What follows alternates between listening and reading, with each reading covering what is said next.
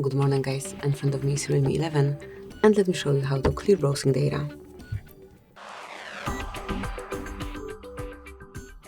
First of all, you have to open the browser that you are using, tap on more icon and select history. Then mark clear browsing data and you will find here basic and advanced options. Just mark everything you want to remove.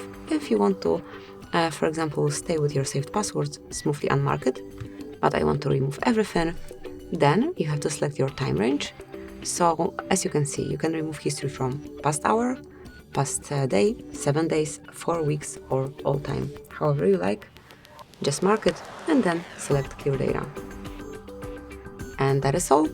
Thank you for watching. Please subscribe our channel and leave the thumbs up.